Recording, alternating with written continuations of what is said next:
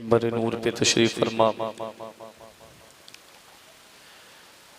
शायर अहले सुन्नत भाई गुलाम गौस गजाली साहिब किबला, वहीं नकीब अहले सुन्नत भाई लाल मोहम्मद जामई साहिब किबला, जमी अरबाब मिंबर मुअज़्ज़ज़ सामईन किराम, इस्लामी रिश्ते की माँ और बहनों, अस्सलामु अलैकुम व रहमतुल्लाहि व बरकातुहू।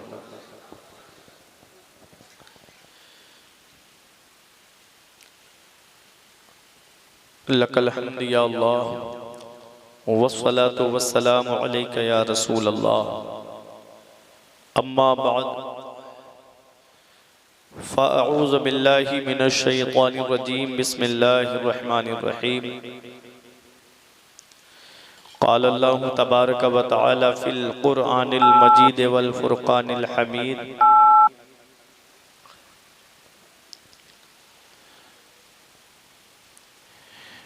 या अय्युहल्लज़ीना आमनु दुख़ुलू फ़िस्सिल्मि काफ़्फ़ा,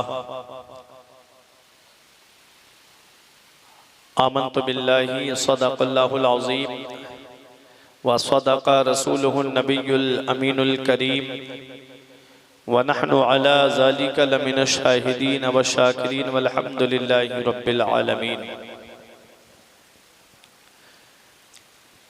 सरे शाम से लेकर अब तक ये प्रोग्राम उर्से पाक की ये महफिल, जिसमें आज हम और आप हाज़री की सआदतें हासिल कर रहे हैं, जिन जिन लोगों का नाम आपने पोस्टर में देखा, नकीब अहले सुन्नत की ज़ुबानी सुना, यके बाद दीगर आपने तमाम को समात कर लिया और इस प्रोग्राम की आखिरी कड़ी के रूप में मैं आपके सामने हाजिर आया हूँ।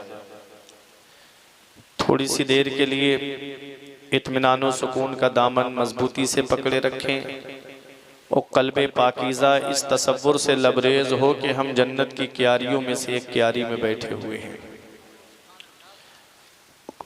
आज तक रातें गुजारी थी अपने बाप के लिए, आज की रात गुजार दो रसूल पाक के लिए।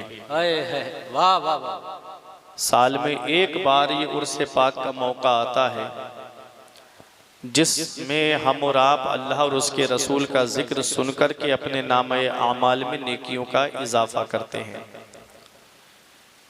उस मौके पर भी एक अफरा तफरी का माहौल होता है। आप किस नियत से यहाँ पर आए हैं, क्या इरादा करके आए हैं, ये मैं नहीं जानता हूँ, लेकिन जिसके उर्स में आप आए हैं वो आपके दिलों के राज जानते हैं। बेशक बेशक, सुभान अल्लाह सुभान अल्लाह। तो यहाँ जब तक बैठे मेरी मोहब्बत में न बैठे, बल्कि अल्लाह के वली की मोहब्बत में बैठे। दर्दो आलाम के मारे हुए क्या देते हैं, हम तो बस उनकी निगाहों को दुआ देते हैं। बंदा बनना है खुदा का तो गदा बन इनका, जो फकीरों को शहंशाह बना देते हैं। वाह वाह वाह वाह। बस थोड़ी सी देर आप हज़रात सुकून का माहौल बनाएं। जो हमारे बुजुर्ग बैठे हैं, गुजारिश है कि आप थोड़ा हमारे सामने आ जाएं, आगे कुर्सियां खाली हैं। हाँ, आप ही लोगों का तो साथ है। नहीं, नाते बहुत सुन ली आपने गजाली भाई से जी, फिर किसी और मौके पे इंशाल्लाह आपको सुनाएंगे। ले जाइए भाई, हो गई चाय आपकी। आइए हम और आप मिलकर सबसे पहले मुस्तफ़ा जाने रहमत शम्ए बज़्मे हिदायत, सरवरे कायनात फ़ख्रे कायनात बिनाए कायनात, जिस नबी की अज़मत व शान को बयान करते हुए फरमाते हैं, मेरे इमाम सरवर कहूँ के मालिको मौला कहूँ तुझे, सरवर कहूँ के मालिको मौला कहूँ तुझे, बागे खलील का गुले ज़ेबा कहूँ तुझे, तेरे तो वस्फ़ ऐबे तनाही से हैं बरी, हैरान हूँ मेरे शाह में क्या क्या कहूँ तुझे, आखिर रज़ा ने ख़त्म सुखन इस पे कर दिया, खालिक का बंदा खल्क का आका कहूँ तुझे। तमाम लोग मोहब्बत व अकीदत के साथ गुंबदे खतरा की जानिब लो लगाकर दुरूद पाक की डालियाँ मोहब्बत की थालियों में इस उम्मीद पर सजाकर पेश करें कि ज़माने से मुसलसल दर्द सुबह शाम मिलता है, दुरूद पाक पढ़ लीजिए, बहुत आराम मिलता है। पढ़िए बाबाज़ बुलंद, अल्लाहुम्मा सल्ली अला सय्यिदिना व मौलाना मुहम्मदिन व बारिक वसल्लिम सलातुन व सलामन अलैका या रसूल अल्लाह सल्लल्लाहु तआला अलैहि वसल्लम।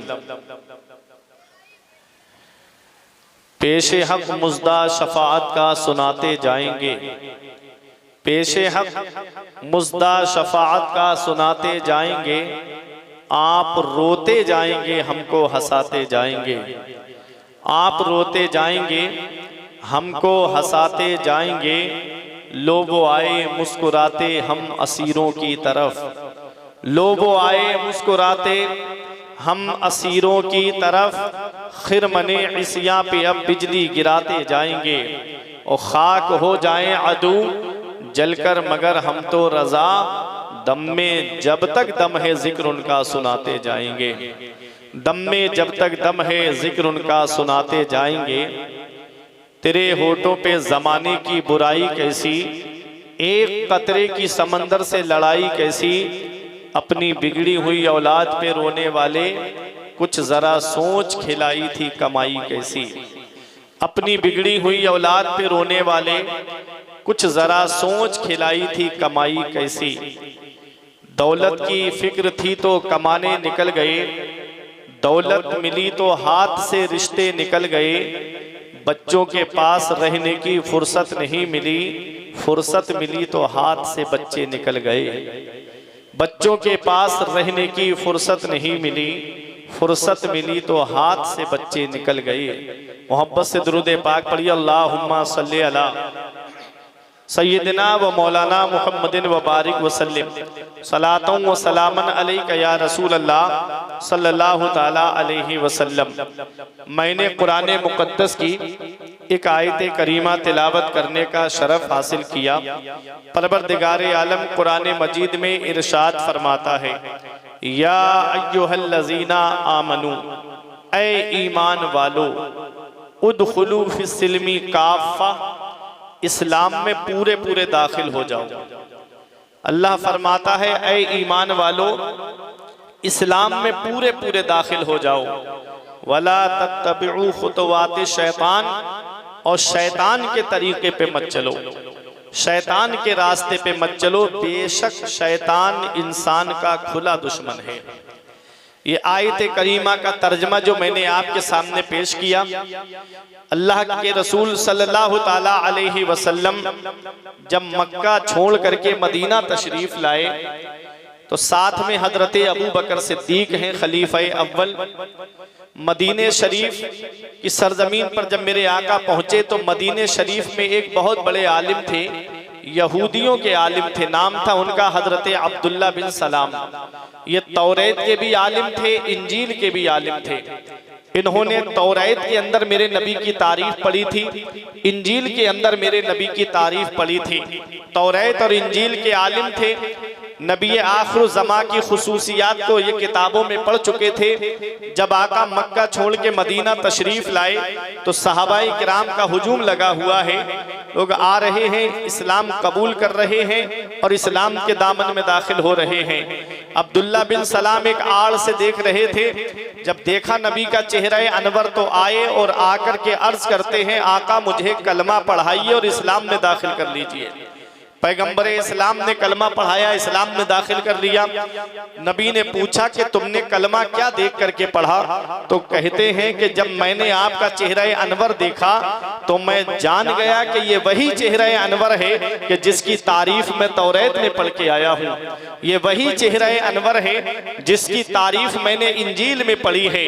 हजरत अब्दुल्ला बिन सलाम तौरेत के भी आलिम थे, इंजील के भी आलिम थे। तौरेत के अंदर मूसा अलैहिस्सलाम की शरीयत में ऊंट का गोश्त खाना जायज नहीं है, और पैगंबर इस्लाम की शरीयत में, हमारे नबी की शरीयत में ऊंट का गोश्त खाना इंसान की तबीयत के ऊपर है। खा भी सकता है और अगर तबीयत नहीं चाहती है तो ना खाए, इसमें कोई हरज नहीं है। तो मूसा अलैहिस्सलाम की शरीयत में जायज नहीं है। तो इत्तेफाक से आका की बारगाह में जो गोश्त पेश किया गया, जो सालन पेश किया गया, उसमें ऊंट का गोश्त था। हजरत अब्दुल्ला बिन सलाम ने सोचा कि ऊंट का गोश्त है, आका की शरीयत में खा भी सकते हैं और नहीं भी खा सकते हैं, और मूसा अलैहिस्सलाम की शरीयत में गोश्त नहीं खा सकते हैं, तो ऐसा करते हैं ये गोश्त नहीं खाते हैं। मूसा अलैहिस्सलाम की शरीयत पर भी अमल हो जाएगा और पैगंबर इस्लाम की शरीयत पर भी अमल हो जाएगा। ये दिल में ख्याल आया था। और जिब्राइल अलैहिस्सलाम हाजिर हुए और आका करीम सल्लल्लाहु अलैहि वसल्लम के सामने वो आयत करीमा पढ़ करके सुनाई। नबी पर वही नाजिल हो गई, या अय्युहल्लज़ीना आमनू, ए ईमान वालो, उदखुलू फिस्सिल्मी काफ़ा, इस्लाम में पूरे पूरे दाखिल हो जाओ। ऐसा नहीं कि बाज शरीयत पर अमल करो और बाज पर अमल ना करो, इस्लाम में पूरे पूरे दाखिल हो जाओ। नबी ने फरमाया, अब्दुल्ला बिन सलाम, अभी तुम्हारे दिल में क्या ख्याल आया था? उन्होंने अपना ख्याल बताया। नबी ने फरमाया, तुम तो अब्दुल्ला बिन सलाम हो, अब्दुल्ला बिन सलाम हो। आज मूसा पैगंबर भी होते तो वो भी मेरी शरीयत पर अमल करते हुए नजर आते। वाह वाह, सुभान अल्लाह। आज मूसा पैगंबर भी होते तो वो मेरी शरीयत पर अमल करते हुए नजर आते। पता चला लोगों, इस्लाम आया है, सबसे पसंदीदा दीन इस्लाम है, सबसे प्यारा मजहब इस्लाम है। अब किसी की शरीयत नहीं चलेगी, शरीयत चलेगी तो मेरे नबी की शरीयत चलेगी। अब किसी का कानून नहीं चलेगा, कानून चलेगा तो पैगंबर इस्लाम का कानून चलेगा। तेरी मर्जी पे मर मिटना शरीयत इसको कहते हैं, तेरी मर्जी पे मर मिटना शरीयत इसको कहते हैं, तेरे कूचे में होना दफन जन्नत इसको कहते हैं। रियासत नाम है तेरी गली में आने जाने का, तसव्वुर में तेरे रहना इबादत इसको कहते हैं। वाह वाह वाह, सुभान अल्लाह। इस्लाम में पूरे पूरे दाखिल हो जाओ। ऐसा नहीं कि बाज मसाइल पर अमल करो और बाज मसाइल को छोड़ दो, पूरे पूरे इस्लाम में दाखिल हो जाओ। सहाबाए किराम इसी इस्लाम को आगे बढ़ाते रहे, नबी की शरीयत को आगे बढ़ाते रहे। आज जो इस्लाम हम तक पहुंचा है, जिसके हसीन गुलशन में हम सांसें ले रहे हैं, ये इस्लाम इतनी आसानी से हम तक नहीं पहुंचा है। इस्लाम बड़ी कुर्बानियों के बाद हम तक पहुंचा है, इस्लाम बड़ी परेशानियों के बाद हम तक पहुंचा है, इस्लाम बड़ी दिक्कतों के बाद हम तक पहुंचा है। ऐ मेरे प्यारे मुसलमानों, उर्से पाक की महफिल में आने वालों, मेरे रब ने क्या पैगाम दिया है कि इस्लाम में पूरे पूरे दाखिल हो जाओ और शैतान के तरीके पे मत चलो, शैतान के रास्ते पर मत चलो। शैतान इंसान का खुला दुश्मन है। हमारी निगाहों के सामने सारी बातें हैं, खूब पता है कि ये रास्ता शैतान का रास्ता है, खूब पता है कि हम इस रास्ते पे चलेंगे तो ये रास्ता हमको जन्नत की तरफ लेकर नहीं जाएगा, बल्कि ये रास्ता हमको जहन्नम की तरफ लेकर जाएगा। लेकिन फिर भी आदमी उस रास्ते पे चलता है, फिर भी आदमी गुनाहों के अड्डों को आबाद करता है, फिर भी आदमी जुए और शराब के अड्डों को आबाद करता है, फिर भी आदमी अय्याशियों के अड्डों को आबाद करता है।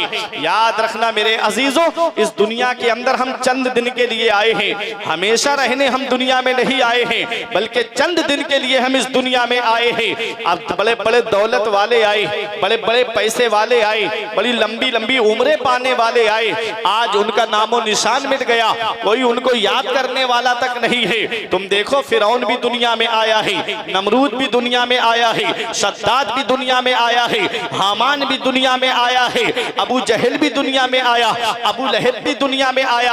आज कौन उनको याद कर रहा है?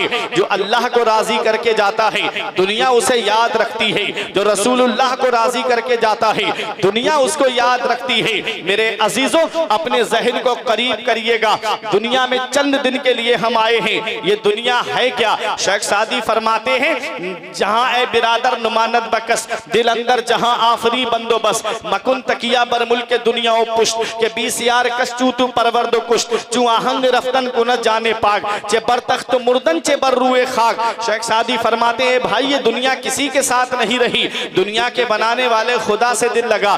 दुनिया की मोहब्बत में है बदनामियां बहुत, अल्लाह की मोहब्बत में कोई बदनाम नहीं होता। आज हम दुनियावी मोहब्बत में गिरफ्तार हैं, आज हम दुनिया की मोहब्बत में फंस करके रह गए हैं। ये दुनिया की मोहब्बत क्या है?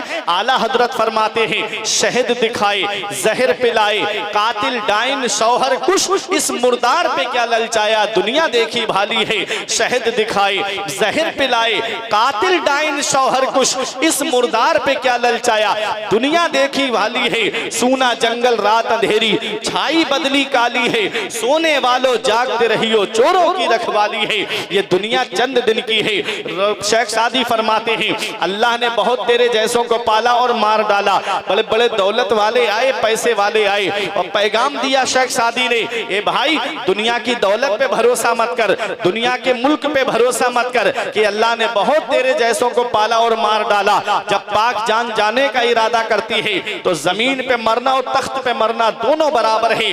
पता चला कि हमें मोहब्बत खुदा से करनी है, मोहब्बत उसके रसूल से करनी है, मोहब्बत सहाबाए किराम से करनी है, मोहब्बत औलियाए किराम से करनी है। आज दुनियावी मोहब्बत में हम गिरफ्तार हो गए। मेरे अजीजों अपनी आखिरत की तैयारी करो, मरने से पहले मरने की तैयारी करो। आज हमारे दिल से खुदा का खौफ निकल गया, आज हमारे दिल से मरने का डर निकल गया, आज हमारे दिल से खौफ खुदा निकल गया है। आज मस्जिदें हमारी सूनी हो गई हैं, मदरसे हमारे वीरान हो गए हैं और हमने सिनेमा हॉल आबाद कर दिए हैं। आज हर घर को हमने सिनेमा हॉल बना दिया है। कुरान शरीफ देखो तो अंदर छुपा हुआ रखा है और LCD टीवी सामने रखी हुई है। घर के अंदर दाखिल हो तो कोई खबरें देख रहा है, कोई IPL देख रहा है, कोई उस पर सीरियल देख रहा है, कोई नाटक देख रहा है, कोई फिल्में देख रहा है। ये हाल आज हमारे घरों का होता जा रहा है। फिर रोना रोया जा रहा है। कमाने वाले बहुत हैं, पैसा बहुत आता है, लेकिन इधर आता है और उधर चला जाता है। घर में बरकत नहीं होती। अरे बरकत उस घर में होती है जिस घर में नमाज पढ़ी जाती है, बरकत उस घर में होती है जिसमें कुरान पढ़ा जाता है, बरकत उस घर में होती है जिसमें शरीयत की बातें होती है, बरकत उस घर में होती है जिसमें अल्लाह और रसूल के फरमान पे अमल किया जाता है। आज रात के 2-2 बजे तक हमारे नौजवान रात में मोबाइल चलाते हैं और फजर में पड़े पड़े बिस्तर पे सोते रहते हैं। 8 बजे दिन के सो रहे हैं, उठ रहे हैं, कोई 9 बजे सो करके उठ रहा है। हजरत फातिमा तो ज़हरा की सीरत से नसीहत हासिल करो। एक दिन आका फजर की नमाज पढ़ा करके हजरत फातिमा के घर पे तशरीफ लाए। देखा हजरत फातिमा लेट गई हैं आराम के लिए, सोई नहीं थी बल्कि सिर्फ आराम के लिए लेटी थी। फजर की नमाज के बाद में नबी करीम ने देखा बेटी लेटी है। नबी ने अपनी बेटी के पैर का अंगूठा पकड़ करके हिलाया और इरशाद फरमाया, मेरी बेटी फातिमा फजर में नस फजर बाद न सोया करो। मेरी बेटी इस वक्त अल्लाह ताला रोजी तकसीम फरमाता है।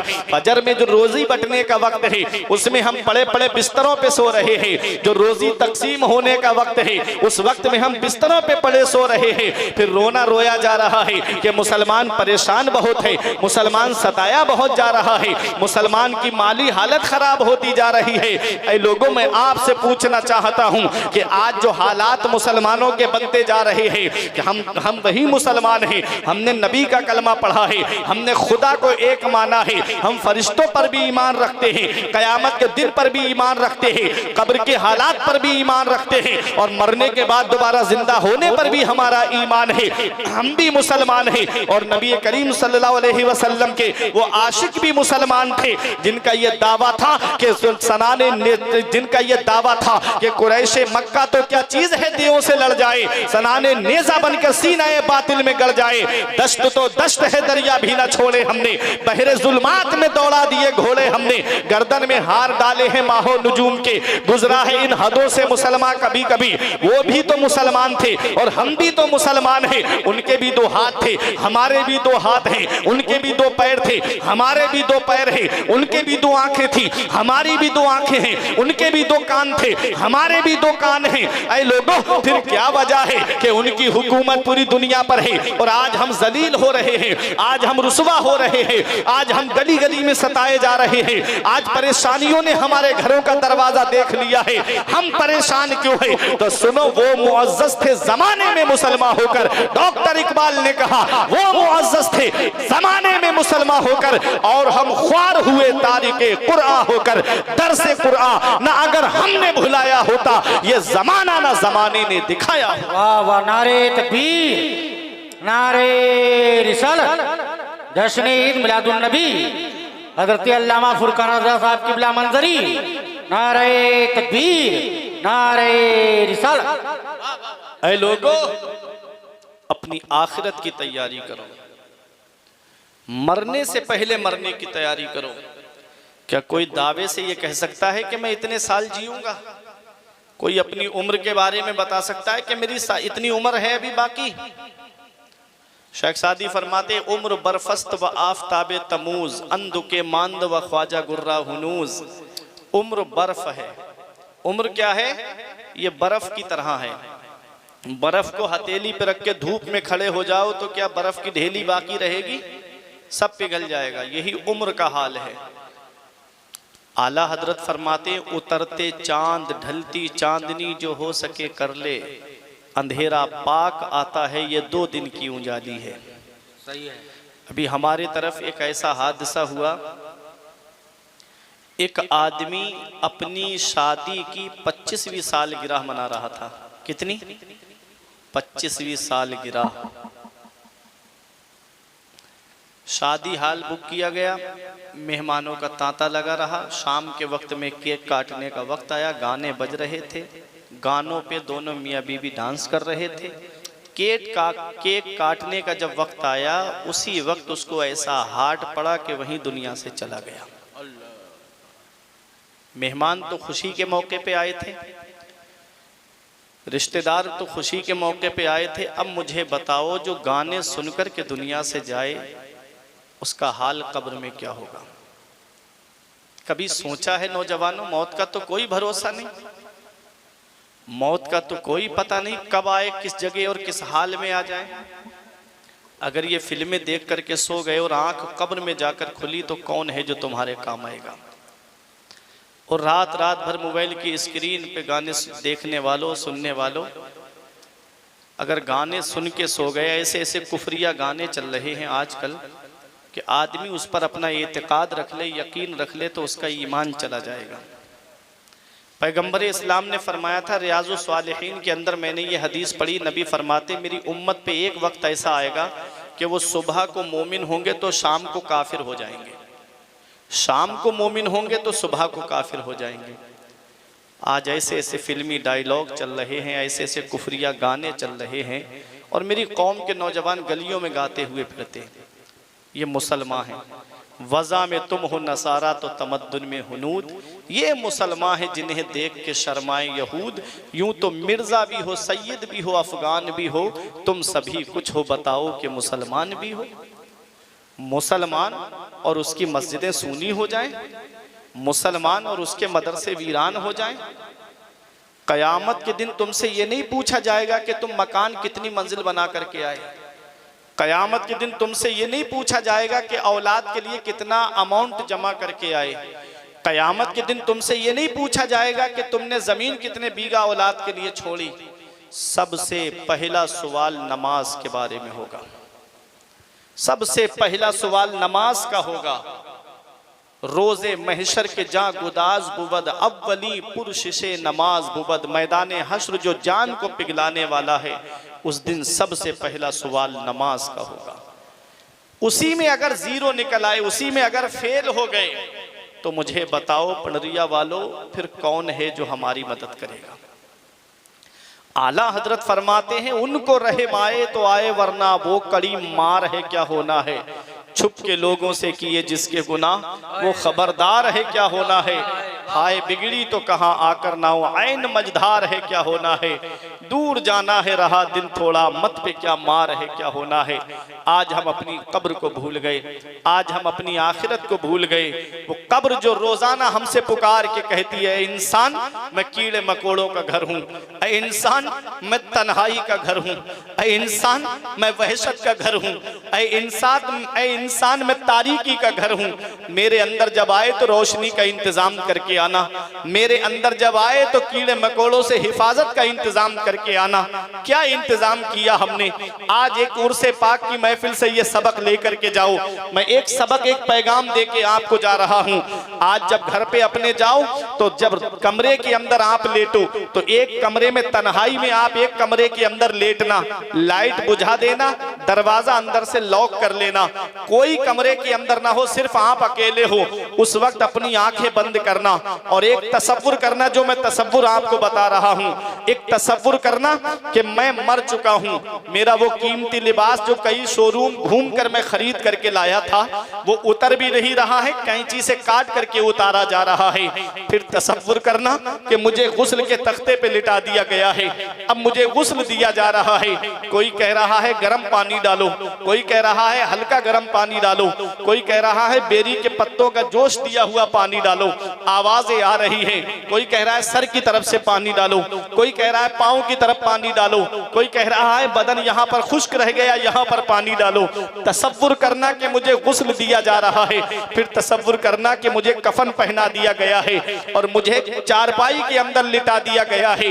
जब कफन पहना दिया गया है फिर तसव्वुर करना कि मेरे घर वालों से कहा जा रहा है, मेरी औलाद से कहा जा रहा है कि अपने बाप का आखिरी बार चेहरा देख लो, मेरी बीबी से कहा जा रहा है अपने शौहर का हक महर माफ कर दो, मेरी माँ से कहा जा रहा है बेटे का दूध माफ कर दो, मेरे घर वालों से कहा जा रहा है आखिरी बार अपने अजीज का चेहरा देख लो, भाइयों से कहा जा रहा है आखिरी बार अपने भाई का चेहरा देख लो। एक बार ये तसव्वुर करना मेरे अजीजों, फिर तसव्वुर करना कि 4 लोग उठा करके मुझे कब्रिस्तान लेकर गए हैं, उस कब्र की काली कोठरी के अंदर मुझको रख दिया गया, तख्ते लगा दिए गए, मिट्टी डाल दी गई, कब्र हमवार कर दी गई। तसव्वुर तो करना मेरे अजीजों, बाप वापस आ गया है, भाई वापस आ गया है, औलाद वापस आ गई है, रिश्तेदार वापस आ गए, आवाजें आ रही हैं। कोई कह रहा है मेहमानों से कहना खाना खाकर जाएं, कोई कह रहा है स्वयं परसों होगा, कोई कह रहा है कि कोई मेहमान बिना खाए ना जाए। ये आवाजें आ रही, लोग खाने खिलाने में लग गए। अब कब्र के अंदर आप अकेले लेटे हुए हो, अब कब्र के अंदर आप तन्हा लेटे हुए हो। एक बार जरा तसव्वुर तो करो मेरे अजीजों, बाप वापस आ गया, भाई वापस आ गया, रिश्तेदार वापस आ गए, औलाद वापस आ गई, उस काली कोठरी में मैं अकेला लेटा हुआ हूँ। अब मुझे अपना हिसाब देना है। 2 फरिश्ते आएंगे, जमीन को चीरते हुए, नाखून बड़े बड़े होंगे, आंखें उनकी नीली होंगी।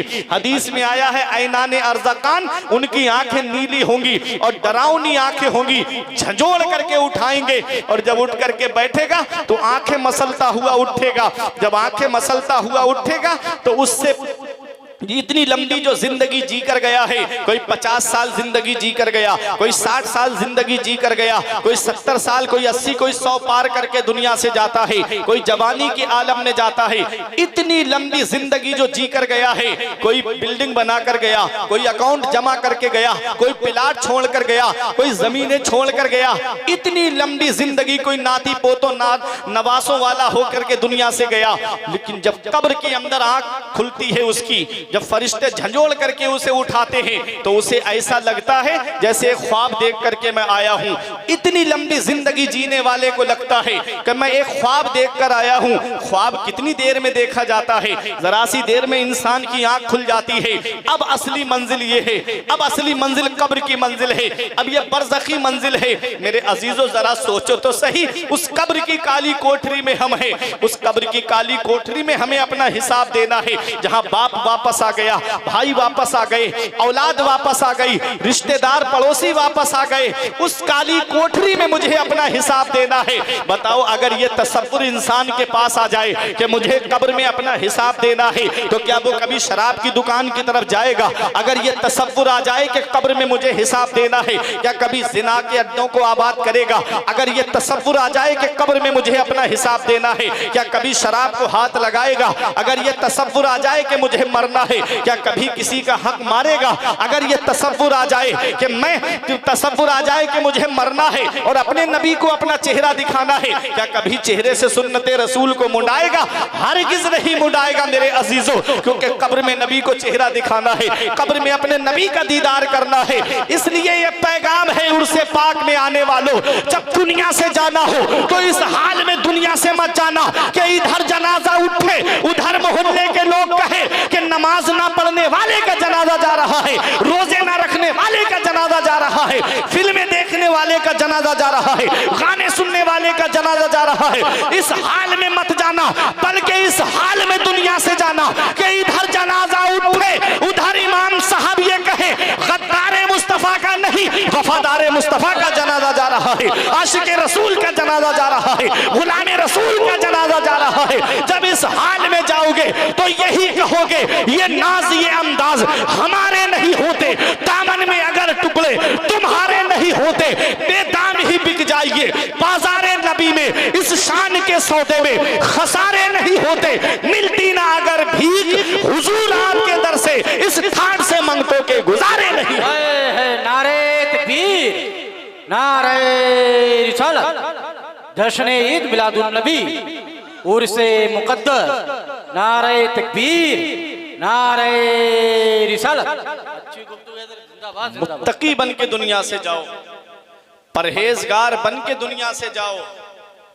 कुरान मेरा फरमाता है वला तज़िरु वाज़िरतुन विज़रा उखरा, क़यामत के दिन कोई जान किसी जान का बोझ नहीं उठाएगी, सब अपना अपना हिसाब देंगे।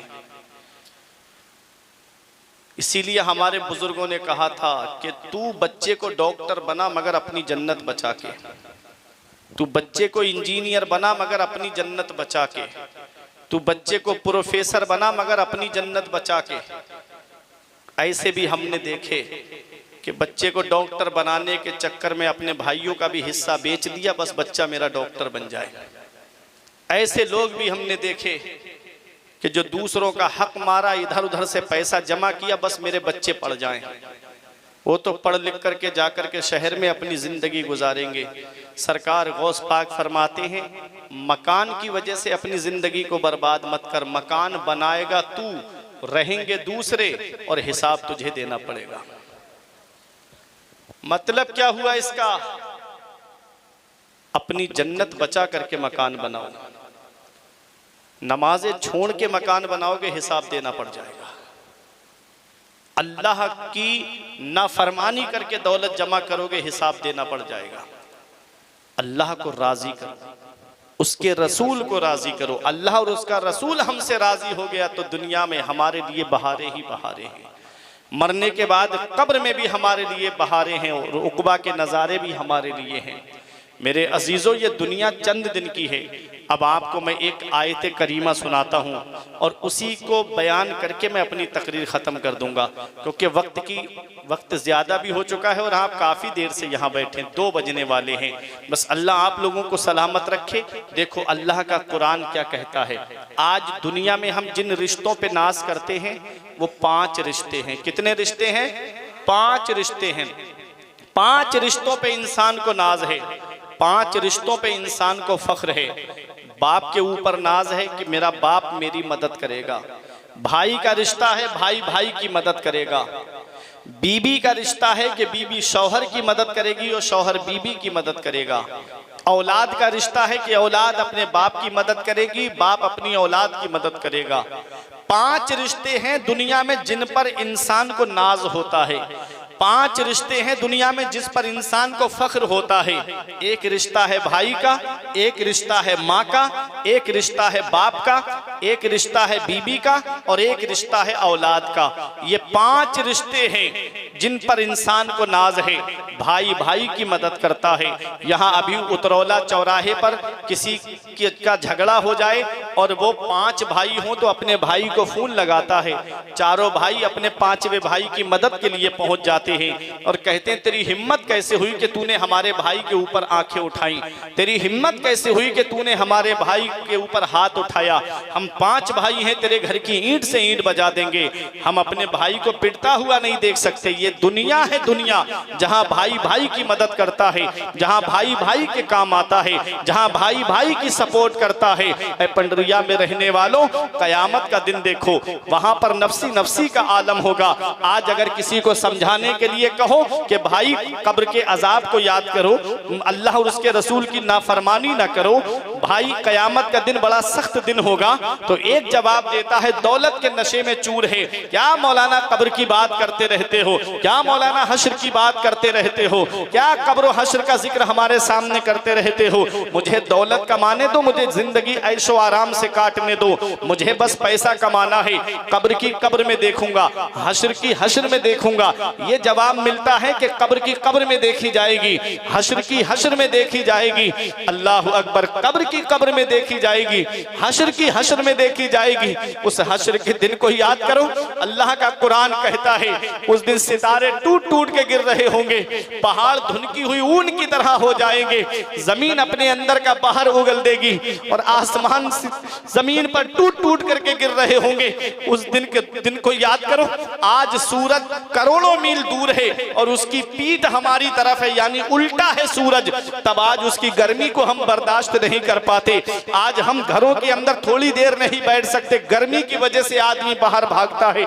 हमने देखा है कि रात में अगर किसी वजह से लाइट ना आए, ट्रांसफार्मर फूक जाए या फिर तार वगैरह टूट जाए, तो लोग जो हैं गलियों में कुर्सियां डाल करके बैठ जाते हैं। हमने कहा यहाँ क्यों बैठे हो? कहते हैं गर्मी की वजह से घर में रुका नहीं जाता, गर्मी की शिद्दत की वजह से हम घर में रुक नहीं पाते।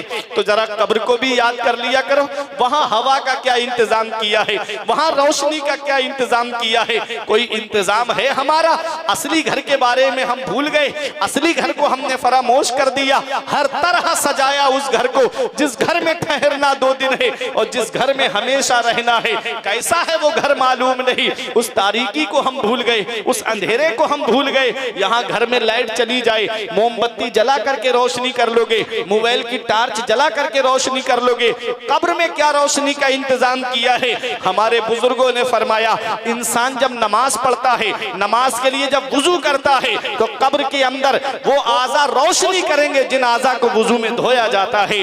हक नुमाई से कभी दूर नहीं हो सकता, गैर के सामने मजबूर नहीं हो सकता। जो लगाता है चेहरे पर वुजू का पानी, उसका चेहरा कभी बेनूर नहीं हो सकता।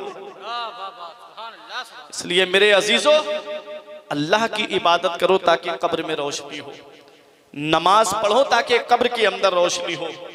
अल्लाह की इबादत करके दुनिया से जाओ ताकि कब्र के अंदर रोशनी हो। तुम कहते हो कब्र की कब्र में देखी जाएगी, हश्र की हश्र में देखी जाएगी। आओ मैं तुमसे पूछता हूँ, अल्लाह का कुरान क्या कहता है? देखो अल्लाह का कुरान कह रहा है यौमा यफिरुल मरउ मिन अखी, वहाँ कयामत के दिन सबसे पहले भाई भाई से भाग रहा होगा।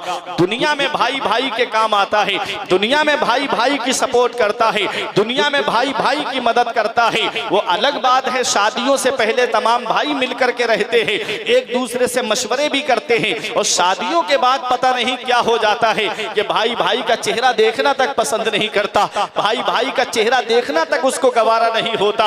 ऐ मेरे अजीजों, अपनी आखिरत की तैयारी करो। ये मामलात वहां आते हैं जहां दिल से खौफे खुदा निकल जाता है, जहां दिल से अल्लाह का डर निकल जाता है। वरना हमने बुढ़ापे के आलम में भी भाइयों को भाइयों के साथ रहते हुए देखा है।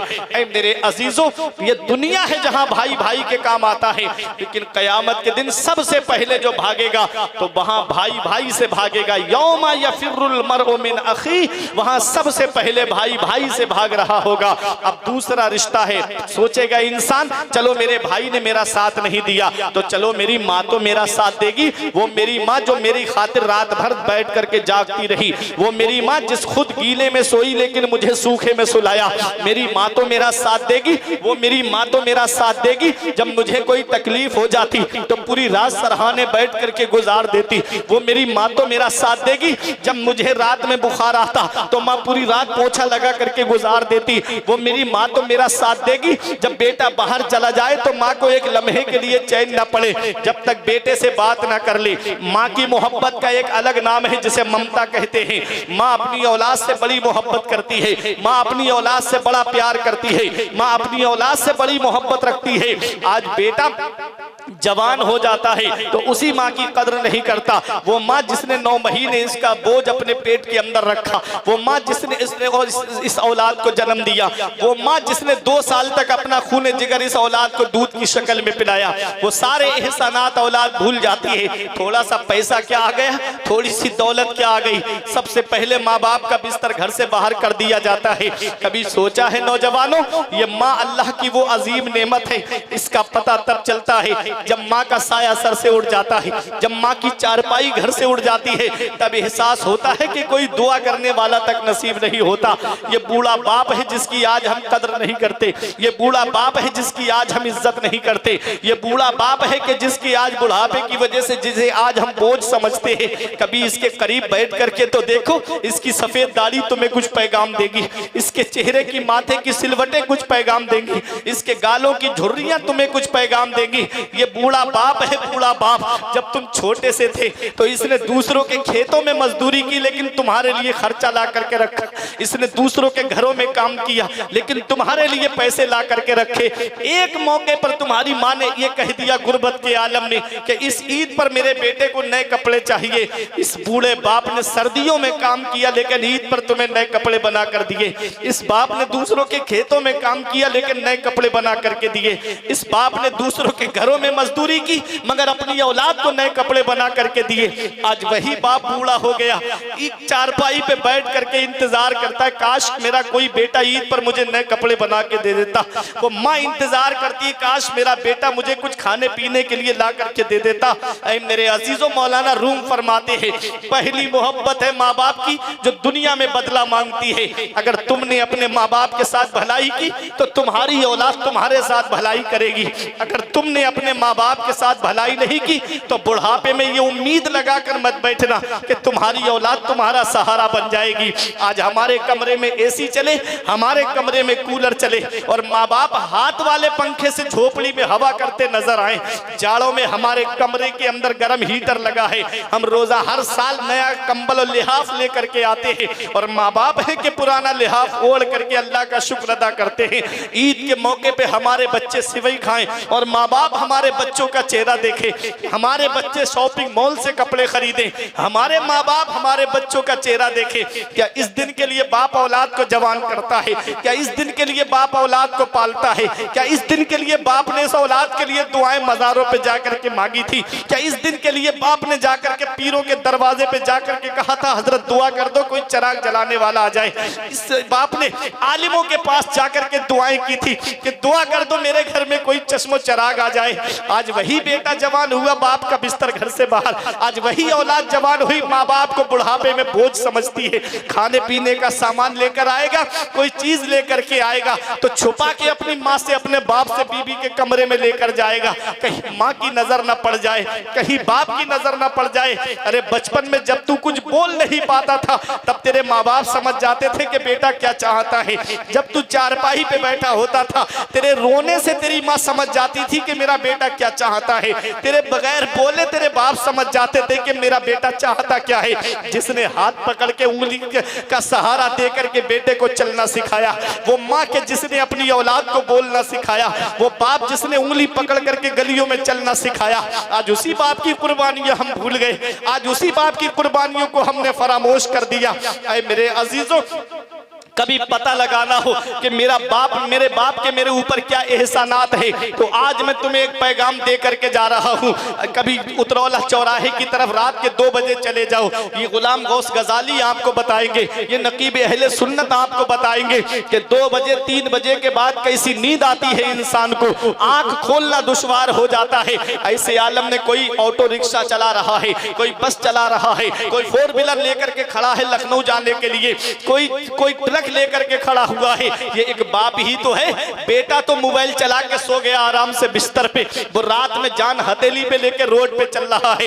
ये ट्रक चलाने वाला एक बाप है, ये बस चलाने वाला एक बाप है, ये कार चलाने वाला एक बाप है, ये ऑटो रिक्शा चलाने वाला एक बाप है। कभी पुलिस महकमे के लोगों की लाठियां खा रहा है, कभी किसी की गालियां खा रहा है, कभी दुकान के सामने टुक टुक खड़ा हो गया तो दुकानदार गाली दे रहा है। ये किसके लिए खा रहा है? ये अपनी औलाद के लिए तो खा रहा है कि 4 पैसे जमा हो जाएंगे, मेरी औलाद के खर्चे में काम आएंगे, 4 पैसे जमा हो जाएंगे, मेरी औलाद की पढ़ाई में काम आएंगे। ऐ पंडरिया में रहने वालों, ये डॉक्टर बनाने वाला एक बाप है, इंजीनियर बनाने वाला एक बाप है, मास्टर बनाने वाला एक बाप है, प्रोफेसर बनाने वाला एक बाप है, अरे डॉक्टर बनाने वाला एक बाप है, कॉलेज की फीस भरने वाला एक बाप है, स्कूल की फीसें भरने वाला एक बाप है, कॉलेज की फीसें भरने वाला एक बाप है, यूनिवर्सिटी की फीस भरने वाला एक बाप है, हाफिज बनाने बनाने वाला एक बाप है, कारी बनाने वाला एक बाप है, आलिम बनाने वाला एक बाप है, मुफ्ती बनाने वाला एक बाप है। बाप क्या नहीं करता अपनी औलाद के लिए, बाप कौन सी कुर्बानी नहीं देता अपनी औलाद के लिए। ये रिक्शा चलाने वाला बाप है, कार चलाने वाला एक बाप है, ट्रक चलाने वाला एक बाप है। या कोई मुंबई कमाने के लिए जा रहा है, कोई 3-3 साल के लिए सऊदी कमाने के लिए जा रहा है। ये बेंगलोर कमाने जाने वाला एक बाप है, मुंबई कमाने जाने वाला एक बाप है, ये दिल्ली कमाने जाने वाला एक बाप है, ये चेन्नई कमाने जाने वाला एक बाप है, ये बेंगलोर कमाने जाने वाला एक बाप है। बाप क्या नहीं करता अपनी औलाद के लिए। हमारे बुजुर्गों ने फरमाया बाप आंगन में लगे हुए पेड़ की तरह होता है। जब शिद्दत की गर्मी पड़ती है, जब शिद्दत की धूप पड़ती है, जब गरम गरम लू के थपेड़े होठों को खुश्क कर देते हैं, ऐसे वक्त में सबसे बेहतर और मुनासिब साया पेड़ का साया होता है। गर्मी में पेड़ के नीचे कुर्सी डाल के बैठ जाओ, तुम्हें आराम मिल जाएगा। गर्मी में पेड़ के नीचे चारपाई बिछा के लेट जाओ, तुम्हें नींद आ जाएगी। तो सुनो, बुजुर्गों ने हमारे फरमाया बाप आंगन में लगे हुए पेड़ की तरह होता है। जब पेड़ शिद्दत की गर्मी में भी आराम देता है, ये बाप है, बाप जो पेड़ की तरह होता है, जो सारी तकलीफें अपने ऊपर ले लेता है लेकिन अपनी औलाद तक परेशानी पहुंचने नहीं देता। और जिस दिन ये पेड़ आंगन से उखड़ गया, जिस दिन बाप का साया सर से उठ गया, जब तक बाप जिंदा होता है, तजर्बे की बात सुनो, जब तक बाप जिंदा होता है, बूढ़ा है चारपाई पे बैठा रहे, कुछ ना करे, सिर्फ बैठा रहे घर के अंदर, खानदान वाले भी मोहब्बत से बात करते हैं, रिश्तेदार भी मोहब्बत से बात करते हैं, पड़ोसी भी मोहब्बत से बात करते हैं। और जहां उसकी चारपाई घर से उठी, कभी घर के बंटवारे के नाम पे लड़ाइयां, कभी खेत के बंटवारे के नाम पे लड़ाइयां, कभी आपस में दौलत के बंटवारे के नाम पे लड़ाइयां शुरू हो जाती है। ये एक बाप है जो सारी जिम्मेदारी अपने ऊपर लिए हुए होता है। इस वक्त के बारे में तो सोचा भी न था। बेटों से बुढ़ापे में हुई खत्म रसाई, घर बार तो बांट लिए शौक से फुरकान, हिस्से में किसी के मगर मां नहीं आई। वक्त ठुकरा देगा एक दिन मेरी सारी ये कुर्बानियां, दामने उम्मीद में फकत नाकामियां रह जाएंगी। शादियों के बाद तो बेटे अलग हो जाएंगे, बाप के हाथों में फकत बैसाखियां रह जाएंगी। बुढ़ापा क्या, जवानी क्या, ये बचपन बांट लेते हैं। न होकर दिल में गुंजाइश तो आंगन बांट लेते हैं। नहीं मंजूर हिस्से में किसी बेटे को अपनी माँ, मगर आपस में बूढ़ी माँ के कंगन बांट लेते हैं। दिया था अब्बा ने जो एक झूमर बेच डाला था, खुशी से अपने अरमानों का दफ्तर बेच डाला था। बुलंदी मिल गई तो भूल बैठे हैं वही बेटे, कभी जिनके लिए अम्मी ने जेवर बेच डाला था। वाह वाह वाह, नारे तकबीर, नारे रिसालत, जश्न ईद मिलादुन नबी, अज़मते वालिदैन, नारे तकबीर, नारे रिसालत। बुलंदी मिल गई तो भूल बैठे हैं वही बेटे, कभी जिनके लिए अम्मी ने जेवर बेच डाला था। आका के वसीले से कभी तो नमाज से, औलाद माँ ने मांगी थी बंदा नवाज से। अब्बा की आंख का जो चश्मा न ला सके, मैयत पे आ रहे हैं हवाई जहाज से। ये हाल है आज की औलाद का मेरे अजीजों। बाप कितनी मोहब्बत करता है अपनी औलाद से, माँ कितना प्यार करती है अपनी औलाद से। इन अहसनतुम ले अनफुसिकुम व इन असातुम फलहा। अगर अच्छा करोगे तो अच्छाई तुम्हारे लिए है, और अगर बुरा करोगे तो इसका वबाल भी तुम्हारे ऊपर है। माँ बाप को सताने की जो सज़ा है ना, मैंने हदीस पाक में पढ़ा, मेरे आका फरमाते हैं कुछ सज़ाएं ऐसी हैं जिनको अल्लाह ताला आखिरत के लिए मुअख्खर फरमा देता है। माँ बाप को सताने वाली सज़ा वो है कि जिसको अल्लाह ताला दुनिया में बहुत जल्दी दे देता है। आखिरत में तो मिलेगी ही इसकी सज़ा, लेकिन दुनिया में भी वो इस सज़ा को भुगतता है। अपने माँ बाप के साथ भलाई करोगे, तुम्हारी औलाद तुम्हारे साथ भलाई करेगी। और अगर तुमने अपने माँ बाप के साथ भलाई नहीं की तो बुढ़ापे में ये उम्मीद लगा के मत बैठना कि तुम्हारी औलाद तुम्हारा सहारा बन जाएगी। अल्लाह का कुरान कहता है, दूसरा पारा है, रब फरमाता है सबसे बेहतर खर्चा वो है जो माँ बाप को दिया जाए। जो आज हम होटलों में पैसे खर्च करके आते हैं, होटलों में वेटरों को टिप देकर आते हैं, जो फजूल खर्चियाँ इधर उधर जो करते हुए हम नज़र आते हैं, उसको ना करके खर्च वहाँ पर अपने माँ बाप को वो पैसे खर्चे के लिए दे दिए जाएं। 500 रुपये कोई मजदूरी करता है, कमाता है, 500 रुपये में से 100 रुपये अपने माँ बाप को खर्चे के लिए दे दो, वो हाथ उठा के दुआ करेंगे, अल्लाह 400 रुपए में इतनी बरकत देगा कि तेरी नस्लें खाएंगी तब भी बरकत ख़त्म नहीं होगी। लेकिन माँ बाप एक एक पैसे की दवाई के लिए परेशान, और बेटा है कि होटलों में वेटरों को टिप दे के आ रहा है। माँ बाप एक एक पैसे के लिए परेशान है, कई हफ्ते हो गए उनकी खांसी नहीं जा रही है, और बेटा है कि कोई नैनीताल की सैर कर रहा है, कोई दार्जिलिंग घूम के आ रहा है, कोई शिमला मसूरी घूम के आ रहा है, कोई कश्मीर में घूम करके आ रहा है, और कोई है कि अजमेर में ख्वाजा साहब की बड़ी देग में पैसे डाल के आ रहा है। बताओ, जिससे उसके माँ बाप राज़ी हैं उससे अल्लाह उसका रसूल राज़ी है, और जिससे उसके माँ बाप नाराज़ हैं उससे ना अल्लाह राज़ी ना उसका रसूल राज़ी। तो जिससे माँ बाप राज़ी हैं उससे अल्लाह और उसका रसूल राज़ी है ना, और जिससे माँ बाप नाराज़ हैं उससे अल्लाह भी नाराज़, उसका रसूल भी नाराज़। तो हमको घर में माँ बाप को राज़ी करना है, हमको अपने माँ बाप को मनाना है। उलमा फरमाते हैं माँ बाप का पैर पकड़ के भी राज़ी करना पड़े तो माँ बाप के पैर पकड़ कर राज़ी कर लो। कहीं ऐसा ना हो कि वो नाराज़ दुनिया से चले जाएं, तुम्हारी दुनिया भी बर्बाद हो जाएगी, तुम्हारी आखिरत भी बर्बाद हो जाएगी। अल्लाह का कुरान है, 15वां पारा है, रब फरमाता है वक़ज़ा रब्बुका अल्ला तअबुदू इल्ला इय्याहु व बिल वालिदैनि इहसाना। हुक्म दिया तेरे रब ने कि अपने रब के सिवा किसी की बंदगी ना करो, और अपने माँ बाप के साथ हुस्न सलूक करो, अपने माँ बाप के साथ भलाई से पेश आओ।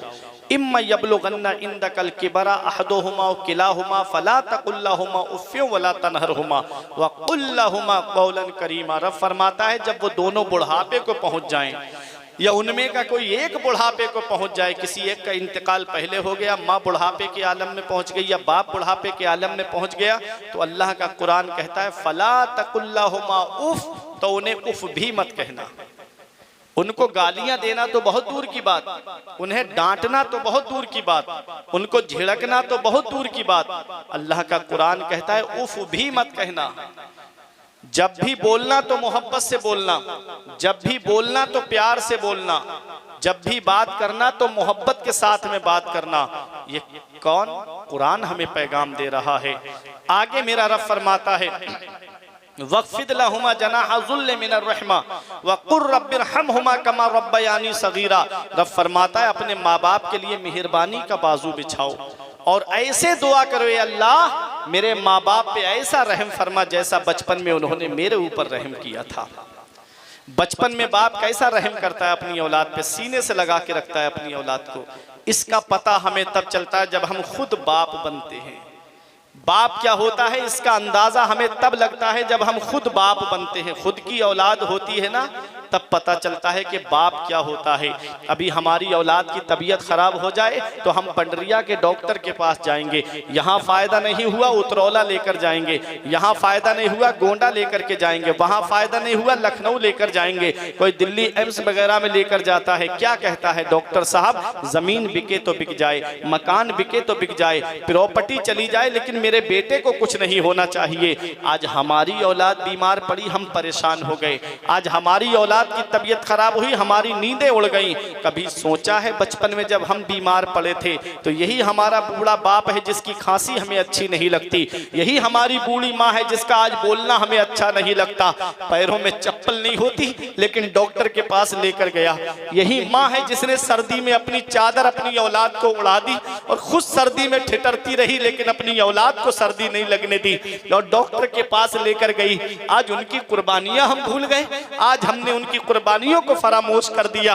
अल्लाह अकबर। लोगों, अगर माँ बाप जिंदा हैं तो उनकी कद्र कर लो, माँ बाप हयात हैं तो उनकी खिदमत कर लो, और माँ बाप दुनिया से चले गए हैं, नबी फरमाते हैं जुमे के दिन जो माँ बाप की कब्र की जियारत कर ले ऐसा बेटा फरमा बरदारों में लिखा जाता है, ऐसा बेटा माँ बाप के साथ हुस्न सुलूक करने वालों में लिखा जाता है।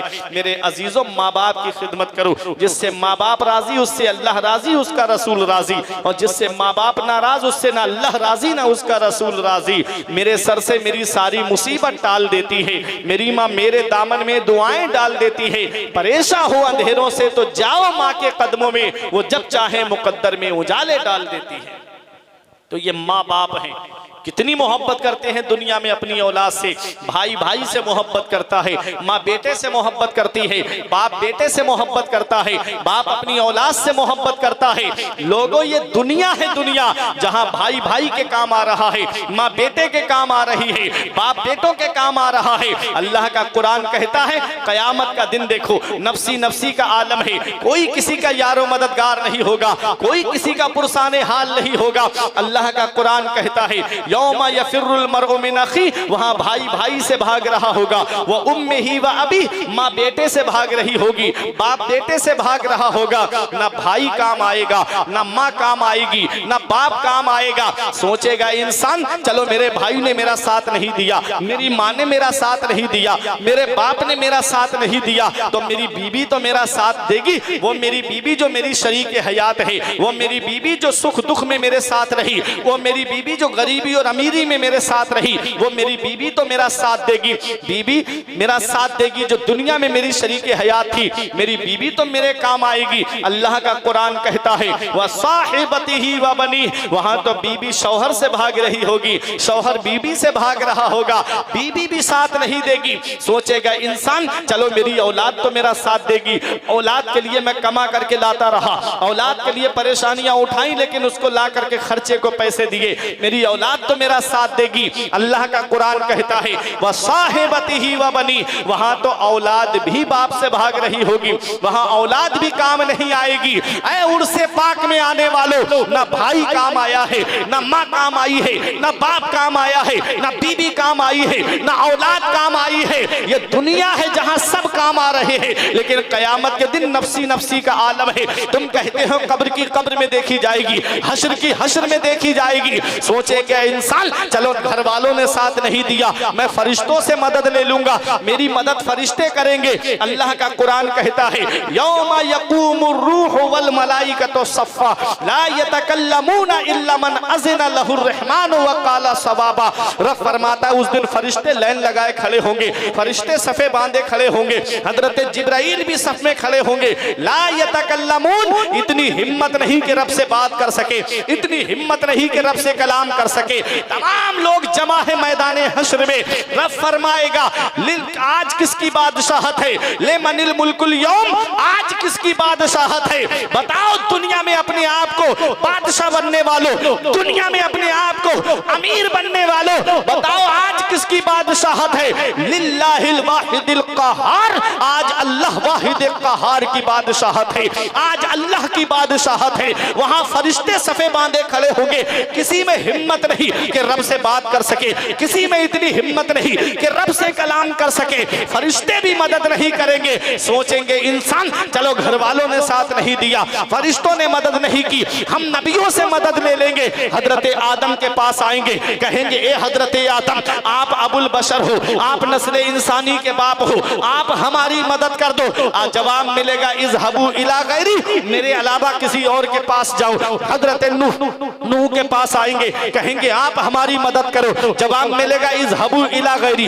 हमारे अलावा किसी और के पास जाओ। हजरत ज़करिया के पास आएंगे, जवाब मिलेगा इज़हबू इला गैरी। हजरत इब्राहीम कहेंगे मेरे अलावा किसी और के पास जाओ। हजरत इस्माइल कहेंगे मेरे अलावा किसी और के पास जाओ। हजरत इसहाक कहेंगे हमारे अलावा किसी और के पास जाओ। हजरत याकूब कहेंगे हमारे अलावा किसी और के पास जाओ। हजरत यूसुफ कहेंगे इज़हबू इला गैरी, हमारे अलावा किसी और के पास जाओ। हजरत मूसा कहेंगे इज़हबू इला गैरी, हमारे अलावा किसी और के पास जाओ। हजरत ईसा कहेंगे इज़हबू इला गैरी, हमारे अलावा किसी और के पास जाओ। उर्से पाक में आने वालों, ना बाप काम आया है, ना माँ काम आई है, ना भाई काम आया है, ना बीबी काम आई है, ना औलाद काम आई है। फरिश्ते भी मदद नहीं कर रहे हैं। नबी फरमा रहे हैं हमारे अलावा किसी और के पास जाओ तो कौन है जो हमारी मदद करेगा, कौन है जो हमारा साथ देगा, कौन है जो हमारी मदद करेगा।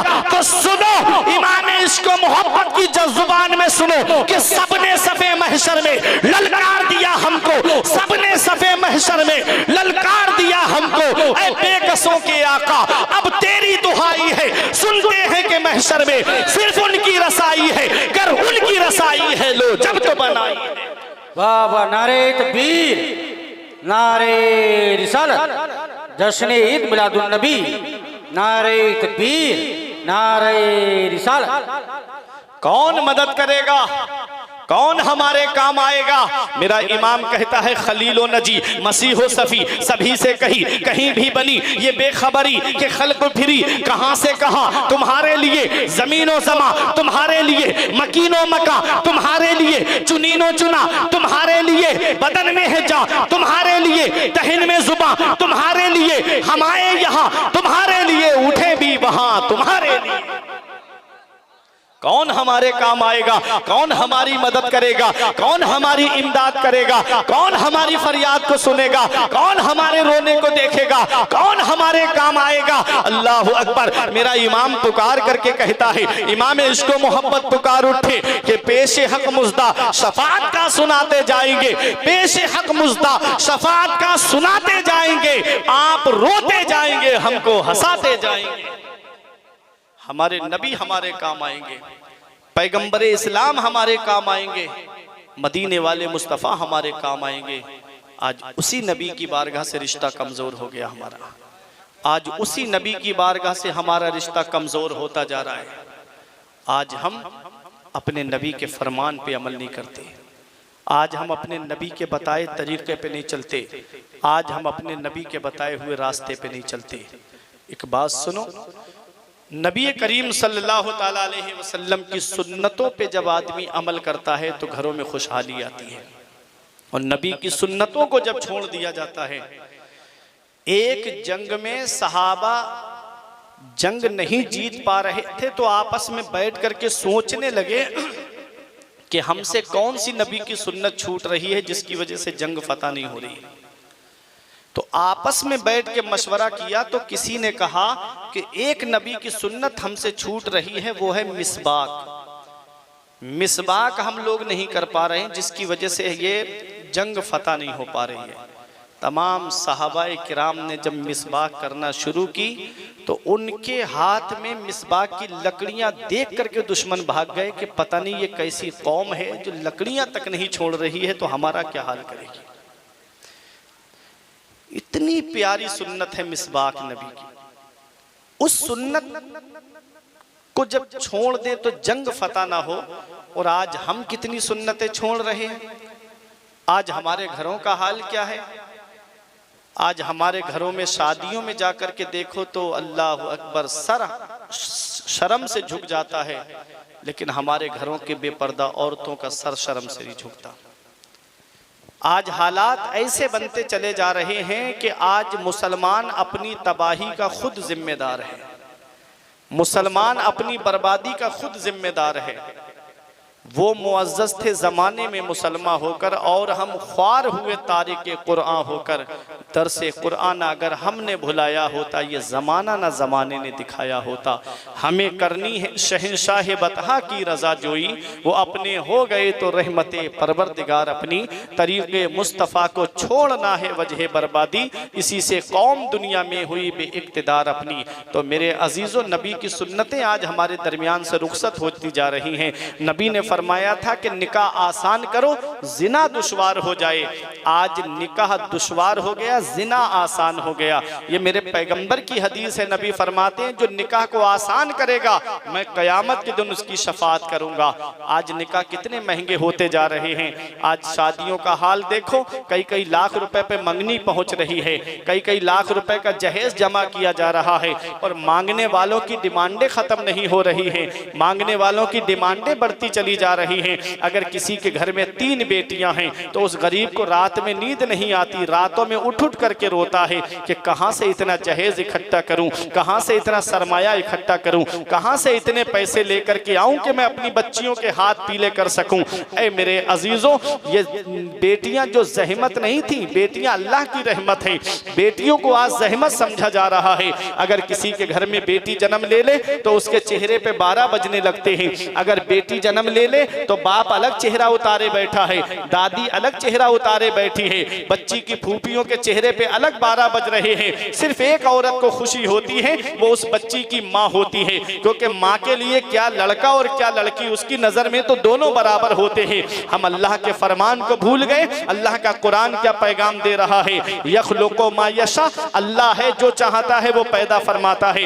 यहबु लिमन यशाउ इनासा व यहबु लिमन यशाउ ज़ुकूर, अल्लाह जिसे चाहता है उसे बेटियां अता फरमाता है और अल्लाह जिसे चाहता है उसे बेटे अता फरमाता है।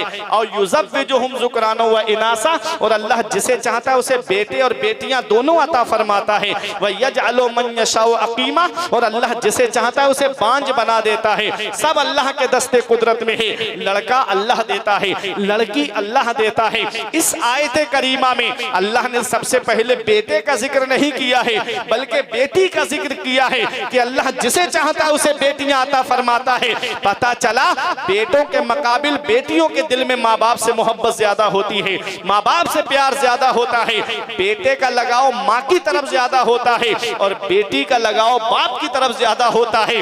आप देख लो, अगर बेटा बाहर काम कर रहा है, इधर बाप की तबीयत खराब हो जाए, फोन करके कहना कि बेटा तुम्हारे बाप की तबीयत खराब हो गई है, कहेगा अब रात में ट्रेन नहीं मिलेगी, कल दिन में किसी ट्रेन का टिकट निकालूंगा और आ जाऊंगा, या कभी 1-2 दिन के बाद आ जाऊंगा। और एक फोन उसकी बेटी को करके देखना, अगर 50 किलोमीटर दूर भी होगी तब भी अपने वालिद की खबर सुन करके दौड़ी चली आएगी कि मेरे बाप की तबीयत खराब नहीं है, तबीयत खराब हो गई है। आज उसी बेटी को जहमत समझा जा रहा है, आज उसी बेटी के आने पर चेहरे बिगाड़े जा रहे हैं। जुल्मते वक्त में तनवीर बन के आती है, खुशनुमा जीस्त की तहरीर बन के आती है।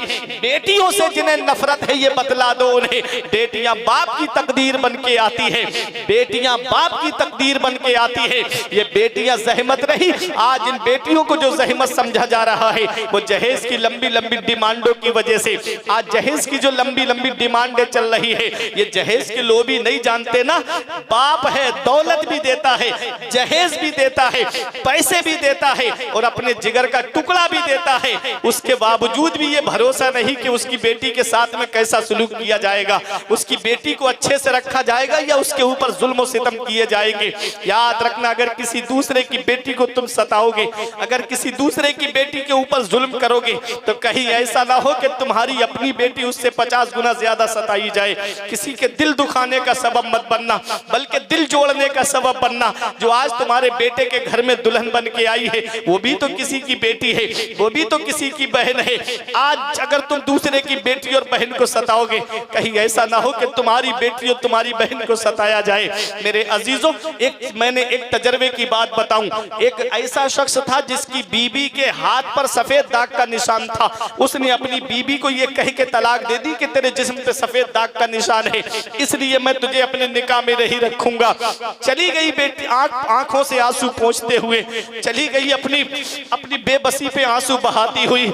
लेकिन वही आदमी ऐसा, उसने दूसरी शादी की, उस दूसरी शादी से बेटी पैदा हुई, पढ़ाया लिखाया, ग्रेजुएट किया उसको। उसके बाद एक दिन रो करके कह रहा था कि मैं इसका निकाह कहाँ करूं, इसकी शादी कहाँ करूं। पूछा गया क्या हुआ तुम्हारी बेटी को? कहा मेरी बेटी को सफेद दाग की बीमारी हो गई, आज सर से लेकर पैर तक उसके जिस्म पर सफेद दाग है। अब कौन इसके साथ में शादी करेगा? वहां एक दाग था हाथ पर तो बीबी को छोड़ दिया, अब खुद की बेटी के जिस्म पर सफेद दाग है। बताओ किसके घर में इसका निकाह करोगे? इन अहसनतुम लिअनफुसिकुम व इन असातुम फलहा, अगर अच्छा करोगे तो अच्छाई तुम्हारे लिए है और अगर बुरा करोगे तो इसका वबाल तुम्हारे ऊपर है। जो अल्लाह ने तुम्हारे निकाह में औरत दी है उस पर अल्लाह का शुक्र अदा करो। ऐ लोगों, आज काले रंग की वजह से औरत को छोड़ दिया जाता है, सेहत ज्यादा होने की वजह से उसे छोड़ दिया जाता है, मोटापा ज्यादा होने की वजह से उसे छोड़ दिया जाता है, ज्यादा पतली होने की वजह से उसे छोड़ दिया जाता है। एक औरत पर कितना जुल्म हो रहा है।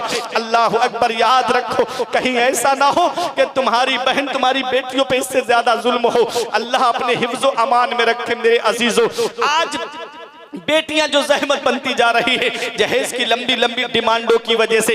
ये जहेज के लोग भी नहीं जानते ना कि आज ये जहेज भी मिल रहा है, पैसे भी मिल रहे हैं और किसी के जिगर का टुकड़ा भी इनके घर में आ रहा है, फिर भी उसको सताया जा रहा है। अल्लाह अकबर। एक बात मुझे बताओ, बकरा ईद आने वाली है, कुछ लोग वो होते हैं जो बकरा खरीद करके कुर्बानी करवाते हैं, कुछ ऐसे लोग होते हैं गांव देहात के अंदर जिनके घर पे बकरे पले हुए होते हैं, बकरा उनके घर पे पल जाता है और जब वो कुर्बानी के लिए होता है तो इमाम साहब जब आते हैं घर के अंदर, तमाम घर वाले घर से बाहर चले जाते हैं। हमने पूछा क्यों जा रहे हो? कहते हैं कि हम इसकी कुर्बानी नहीं देख सकते, हम इसको कुर्बान होता हुआ नहीं देख सकते। हमने बचपन से इसको पाला है, अपने साथ इसको बिठा करके खिलाया है, इसको इतनी मोहब्बत हो गई, इतना लगाव हो गया कि ये हम जब खाना खाने बैठते तो हमारे बराबर में आ जाता, हम इसको भी रोटी तोड़ करके खिलाते थे। ये एक जानवर है, जानवर जो 6 महीना 7 महीना 1 साल तुम्हारे पास रह ले तो तुम्हें उससे लगाव हो जाता है, तुम्हें उससे मोहब्बत हो जाती है, उसकी कुर्बानी नहीं देख सकते। एक बाप से पूछो जो 17-18 साल अपनी बेटी को सीने से लगा के रखता है, एक बाप से पूछो जो अपनी बच्ची की हर ख्वाहिश को पूरा करता है, एक बाप से पूछो जो अपनी बेटी की हर तमन्ना को पूरा करता है। उस बाप से पूछो जब उसकी बेटी सताई जाती होगी तो उस बाप के दिल पे क्या बीतती होगी। उस माँ से पूछो जब उस माँ की लाडली पे जब जुल्म होता होगा तो उसके दिल पर क्या बीतती होगी। ऐ मेरे अजीजों, अल्लाह की पकड़ से डरो, इन्ना बत्शा रब्बिका लशदीद, तेरे रब की पकड़ बहुत सख्त है। जब अल्लाह पकड़ता है तो फिर कोई छुड़ाने वाला नहीं मिलता, जब अल्लाह पकड़ता है तो कोई छुड़ाने वाला नसीब नहीं होता। पहले दिन ही बहू के कदम घर के अंदर क्या गए कि उसको टेस्ट के मैदान में उतार दिया जाता है। कोई उसका चलना देख रहा है, कोई उसका जिस्म देख रहा है, कोई उसका दिल डोल देख रहा है, कोई उसका खाना बनाना देख रहा है, कोई कह रहा है घर में के खाना बनाना नहीं आता, कोई कहता है कि चाय बनाना नहीं आता।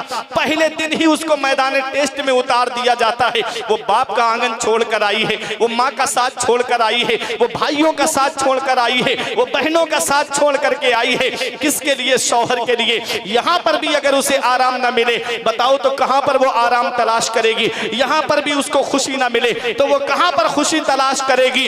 ऐ मेरे अजीजों, यही पैगाम है आज के सुर से पाक से। तुम दूसरे की बेटी को सुख पहुंचाओगे, तुम्हारी बेटियों को सुख पहुंचाया जाएगा। तुम दूसरे की बहन को सुख पहुंचाओगे तो तुम्हारी बहनों को सुख मिलेगा। ऐ मेरे अजीजों, ये जहेज की लंबी लंबी डिमांडें जो चल रही है, आज मैं उनके लिए भी ये कहना चाहूंगा कि मांगना है तो बंदे से मत मांगो, मांगना है तो खुदा से मांगो, मांगना है तो रसूल से मांगो। क्या कोई ससुराल के पैसे से मालदार होते हुए देखा? क्या किसी को ससुराल के पैसों से अमीर होते हुए देखा? एक साहब मुझे मिले, बोले मौलाना मुझे मोटरसाइकिल चाहिए जहेज में। मैंने कहा परेशान मत हो, मेरे साथ मस्जिद में चल, मैं 3 जुमे तकरीर करूंगा, तू मस्जिद के दरवाजे पर रुमाल बिछा के बैठ जाना, इतना चंदा इकट्ठा कर दूंगा कि तेरे लिए एक स्प्लेंडर गाड़ी आ जाएगी। आंखें चढ़ा के कहता है मौलाना क्या मुझे भिखारी समझते हो? अरे मैं क्या भिखारी हूँ? मैंने कहा जालिम, भिखारी सिर्फ उसे नहीं कहते जो दरवाजे दरवाजे मांगता हुआ फिरे, भिखारी सिर्फ उसे नहीं कहते जो कटोरा लेकर के चौखट चौखट मांगता हुआ फिरे, भिखारी सिर्फ उसे नहीं कहते जो दुकान दुकान मांगता हुआ फिरे, भिखारी उसे भी कहते हैं जो जहेज की लिस्ट बना करके ससुराल के दरवाजे पे मांगता हुआ फिरे। भिखारी वो भी होता है, भिखारियों की अलग अलग क्वालिटी होती है। कोई 1 रुपए में राजी हो जाता है, कोई 5 रुपए में राजी हो जाता है, कोई 10 रुपए में राजी हो जाता है और कोई 100 रुपए में भी राजी नहीं होता है। ऐसे ही इनमें भी भिखारियों की अलग अलग कैटेगरी है। कोई साइकिल पे राजी हो जाता है, कोई स्प्लेंडर पे राजी हो जाता है, कोई बुलेट पे राजी हो जाता है और कोई कार पे भी राजी नहीं होता है, उसमें भी उसे बड़ी वाली कार चाहिए। हमने कहा नादान, हम मांगने से मना नहीं करते, मांगना मोमिन की शान है, लेकिन कहां मांगना चाहिए ये नकीब अहले सुन्नत से मत पूछो, ये इन उलमा से मत पूछो, ये इन बुजुर्गों से मत पूछो, ये अपनी बस्ती के किसी आलिम से मत पूछो। अरे बरेली की सरजमीन पे चलो, आला हजरत से पूछो कि हमें मांगना है, कौन हमें देगा? तो गुंबद रजा से आवाज आएगी, कौन देता है? देने को मुंह चाहिए। कौन देता है? देने को मुंह चाहिए। देने वाला है सच्चा हमारा। तकबीर, नारे रिसालत, जश्न ईद मिलादुन नबी, नारे तकबीर, नारे रिसालत। कौन देता है, देने को मुंह चाहिए, देने वाला है सच्चा हमारा नबी। ये दुनिया वाले देंगे चंद सालों में खत्म हो जाएगा, और मदीने वाले जब देंगे तो नस्लें खाएंगी तब भी खत्म नहीं होगा। हातिम ताई के पोते ने एक आले रसूल से कहा, सैयद से कहा, मेरा दादा वो है जो 7 दरवाजों से बांटता है, और बांटने की शान ये है कि लेने वाला एक दरवाजे पर लेके दूसरे पे आए, तीसरे पे आए, 7 पे बारी बारी आ जाए, तब भी मेरा दादा मना नहीं करता है, 7 दरवाजों पे देता है। आले रसूल ने कहा, सैयद ने कहा, वो तेरा दादा है दादा जो 7 दरवाजों से बांटता है, तब भी साइल का सवाल पूरा नहीं होता है। अरे मेरा नाना वो है जो एक दरवाजे से बांटता है, एक चौखट से बांटता है, और मांगने वाला एक बार मेरे नाना की चौखट पर आ जाए तो कयामत तक किसी के सामने हाथ नहीं फैलाता है।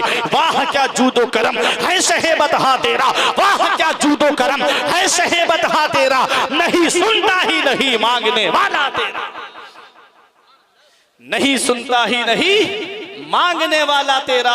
वही रब है जिसने तुझको हमतन करम बनाया, हमें भीख मांगने को तेरा आस्था बताया। तुझे हम्द है खुदाया, तुझे हम्द है खुदाया। मांगना है तो रब से मांगो, मांगना है तो रसूलुल्लाह से मांगो, अल्लाह और उसका रसूल देगा तब घर का गुजारा होगा। ये जहेज के लिए क्या हाथ फैला करके मांग रहे हो? कोई गरीब जहेज मांगे तो समझ में आता है उसके घर है नहीं इसलिए मांग रहा है। अमीरों को क्या पड़ी थी, जितनी ज्यादा दौलत उतना ही बड़ा मुंह फैला हुआ है कि ये चाहिए वो चाहिए। सब घर में है, कार खड़ी है घर में, 2-2 3-3 मोटरसाइकिलें हैं, मकान बिल्डिंग बनी हुई है, फिर भी जहेज चाहिए, फिर भी लंबी लंबी डिमांडें। किसी गरीब के घर जाके कहते कि भाई अल्लाह का दिया हुआ सब कुछ है मेरे पास, एक बेटी की कमी है जो तेरे घर लेने आया हूँ। उस गरीब का दिल रह जाता, आने वाली लड़की तुमको सास ससुर नहीं अपने माँ बाप का दर्जा देती नजर आती। जहेज के नाम पे माँ बाप को खून के आंसू रुलाया जाता है। शादियों के नाम पर अल्लाह अकबर अफसोस होता है, आज हम रिश्ते करते हैं तो ईमान व अकीदा तक नहीं देखते, कहाँ कर रहे हैं ये तक नहीं देखते, बस दौलत दौलत पैसा पैसा। एक साहब बोले, मौलाना साहब फला गांव में मैं रिश्ता कर रहा हूँ, क्या बेहतर है घर? हमने कहा तुमने ईमान व अकीदा देख लिया, उसका अकीदा कैसा है? कहने लगे मौलाना तुम्हें यही बातें रहती हैं, उसका कारोबार कितना अच्छा है, बिल्डिंग बनी है उसकी, मकान कितना अच्छा बना हुआ है। हमने कहा नमाज पढ़ता है कि नहीं पढ़ता है, रोज़ा रखता है? बोले तुम ये सब पुरानी बातें कर रहे हो। चले गए, रिश्ता कर दिया बच्ची का। इतना याद रखना, ईमानो अकीदा देखना तुम्हारा काम है। अगर अकीदा दुरुस्त नहीं है तो मैं क्या, ये नकीब अहले सुन्नत क्या, अल्लामा मुफ्ती अता मोहम्मद मुशाहिदी क्या, पूरे उतरौला क्या, पूरे दुनिया के मौलवी मिलकर के भी निकाह पढ़ाएंगे तब भी निकाह नहीं होगा अगर वो बदअकीदा है तो। पूरी दुनिया के मौलवी पढ़ाएंगे तब भी निकाह नहीं होगा। आज ईमान व अकीदा नहीं देखता आदमी, आज ईमान व अकीदे के बारे में नहीं जानता कि इसका अकीदा क्या है, इसका ईमान कैसा है। रसूलुल्लाह की शान में गुस्ताखी कर रहा है, हुजूर के सहाबा की शान में गुस्ताखी कर रहा है, और तुम हो कि उसको जो है अपना रिश्तेदार बनाए हुए हो। ईमान इसका नाम नहीं है। अल हुब्बु फिल्लाह वल बुग़्ज़ु फिल्लाह, अल्लाह के लिए दोस्ती, अल्लाह के लिए दुश्मनी। जो अल्लाह और उसके रसूल का है वो हमारा है, जो अल्लाह और उसके रसूल का नहीं वो हमारा नहीं। यही पैगाम बरेली से ताजुश शरिया ने दिया था, नबी से जो हो बेगाना उसे दिल से जुदा कर दें, पिदर मादर बिरादर जान व माल उन पर फिदा कर दें, जहां बानी अता कर दें, भरी जन्नत हिबा कर दें, नबी मुख्तारे कुल हैं जिसको जो चाहें अता कर दें। तो ईमान व अकीदा देखना, तुम नबी के दुश्मनों से दोस्तियां गांठते हो, तुम नबी के दुश्मनों के यहाँ पर खाने खाते हो, तुम नबी के दुश्मनों के यहाँ जाकर के चाय पीते हो, जो अल्लाह और उसके रसूल के नहीं हुए वो तुम्हारे क्या खाक होंगे? तुम्हारा अपना ईमान चला जाएगा। और ये जो लुकमा जाता है ना पेट के अंदर, अगर एक भी लुकमा हराम चला गया तो अल्लाह ताला 40 दिन की नमाजें कबूल नहीं करता है। एक लुकमा अगर हराम चला गया हल्क के अंदर तो अल्लाह 40 दिन की इबादत कबूल नहीं करेगा। हमारे बुजुर्गों को देखो, इमाम आजम अबू हनीफा कपड़े का कारोबार करते थे, कपड़े की तिजारत करते थे। एक कपड़े के अंदर ऐब था, आपने फरमाया जब कपड़ा बेचो तो ये ऐब बता के बेचना, ग्राहक को धोखा मत देना, बता देना पहले कि इसके अंदर ये कमी है, तब ये कपड़ा बेचना। वो लेके गया गुलाम, कपड़ा बेच के वापस आ गया। आपने फरमाया उस कपड़े के अंदर जो ऐब था उसे दिखाया, उसे बता करके बेचा था? कहा हुजूर भूल गया, मुझे याद नहीं रहा। जितने पैसे थे उस तिजारत के दिरहम और दीनार, एक पैसे को भी हाथ नहीं लगाया इमाम आज़म अबू हनीफा ने। फरमाया ये सारे पैसे गरीबों में ले जा करके बांट दे, कहीं ऐसा ना हो कि मैं जो पैसा इस्तेमाल करूं वो उसी कपड़े का पैसा हो। ये सबक मिलता है हमारे बुजुर्गों से हमको। हलाल कमाई जो होती है, हलाल कमाई का एक लुकमा भी शिकम के अंदर जाता है तो अल्लाह रब्बुल इज्जत उस पेट को जो है नूरानियत से पुर कर देता है। इमाम आज़म अबू हनीफा के बाद इमाम शाफ़ई एक इमाम हैं और उनके शागिर्द हैं इमाम अहमद इब्ने हम्बल। इमाम शाफ़ई के यहाँ इमाम अहमद इब्ने हम्बल मेहमान बन के आए तो रात में उनका तस्करा किया था। इमाम शाफ़ई ने बहुत इबादत गुजार हैं, पूरी पूरी रात अल्लाह की इबादत करते हैं, बहुत बड़े आलिम हैं मेरे शागिर्द लेकिन बहुत बड़े आलिम हैं। तो इमाम आज़म अबू हनीफा के बाद में इमाम शाफ़ई का नाम तो आप सुनते हो ना। तो इमाम अहमद इब्ने हम्बल जब आए तो बच्चियों ने उनकी खाना बनाया इमाम शाफ़ई की। वो खाना खाने बैठे तो अल्लाह वाले तो थोड़ा खाते हैं ना, कम खाते हैं, लेकिन उन्होंने खाना बहुत ज़्यादा खाया। बच्चियों ने कमरे के अंदर लोटा रख दिया, वुज़ू के लिए पानी का सामान रख दिया कि रात में तहज्जुद के लिए उठें तो ये पानी इस्तेमाल करने। लेकिन वो सुबह को फजर की नमाज पढ़ने जब मस्जिद गए तो लोटा भी ऐसी रखा हुआ था, जा नमाज भी और पानी भी इस्तेमाल नहीं हुआ, खाना भी बहुत ज़्यादा खाया। तारीफ़ क्या की थी इमाम शाफ़ई ने कि बहुत इबादत गुजार हैं, कम खाना खाते हैं और बहुत अल्लाह की इबादत करने वाले हैं। और हालात उसके बरक्स नज़र आए तो बच्चियों ने कहा आप तो बड़ी तारीफ़ कर रहे थे अपने वालिद से, ये तो इसके बरक्स नज़र आए। तो जब इमाम अहमद इब्ने हम्बल आए तो इमाम शाफ़ई ने उनसे पूछा कि ये तो बताओ आप खाना कम खाते थे लेकिन आज आपने बहुत खाना खाया, आप रात में तहज्जुद भी पढ़ते थे, इस बार पानी का इस्तेमाल भी नहीं हुआ और आप ऐसा क्यों, ये बात बताओ, घर में मेरे बच्चे जिक्र कर रहे हैं इस चीज़ का। तब इमाम अहमद इब्ने हम्बल की आंखों में आंसू आ गए। कहते हैं जब दस्तरखान मेरे सामने बिछाया गया तब मैंने देखा कि ये रोटियां बड़ा पाकीज़ा रोटियां थीं, ये हलाल कमाई का खाना था, इसलिए इस खाने को मैं खाता चला गया। मैंने सोचा कि इतना हलाल खाना और कहाँ मिलेगा, इसलिए मैंने इसको ख्वाहिश से ज़्यादा खाया। कहा वो जो पानी इस्तेमाल मैंने नहीं किया था उसकी वजह यह है कि जब मैंने खाना खाया, हलाल खाना था, वो खाना जल्दी हजम हो गया और मैं पूरी रात जागता रहा और जाग करके मैंने 100 मसाइल कुरान और हदीस की रोशनी में हल कर लिए। 100 मसाइल कुरान और हदीस की रोशनी में मैंने हल कर लिए, जमा कर लिए। मैं जागता रहा पूरी रात, मसाइल का इस्तिंबात और इस्तिखराज कुरान और हदीस की रोशनी में करता रहा। कहते हैं ये हलाल कमाई का मामला है और ये हलाल रोजी का मामला है कि हलाल रोजी जब पेट के अंदर जाती है तो वह नूरे ईमान से पेट को पुर कर देती है। और इससे ये भी पता चला हमें वाक़े से कि हमें दूसरों के बारे में चेमी गोइयाँ नहीं करना चाहिए जब तक हमें उसके बारे में सही तहकीक ना हो जाए। आज होता क्या है, हम ये तो देखते हैं कि समंदर गहरा कितना है, समंदर गहरा कितना है, अंदर दाखिल होकर के नहीं देखते कि गहरा कितना है। बाहर से कह रहे हैं समंदर गहरा बहुत है। ऐसे ही आलिमों के बारे में आपने सुन लिया, बस अपने यहाँ बस्ती में जिक्र करने लगे, फला आलिम ऐसा है, फला आलिम ऐसा है। तहकीक की नहीं कि वाकई आलिम ऐसा है कि नहीं है, वाकई ये इस आलिम के अंदर ये कमी है कि नहीं है। सिर्फ लोगों की जुबान पे भरोसा कर लिया तो हमें ऐसा भी नहीं करना चाहिए, क्योंकि कि हमको पूरी तहकीक हो तभी हम कोई बात को बोलें। मेरे अजीजों, ये हलाल कमाई का मामला है, हलाल रोजी का मामला है। तो हलाल रोजी खाओगे तो ईमान, नूरे ईमान की बरकतों से माला माल होगे, और हराम लुकमा पेट के अंदर जाएगा तो वो इबादत के नूर को भी छीन लेगा और अल्लाह ताला 40 दिन की इबादत को भी कबूल नहीं करेगा।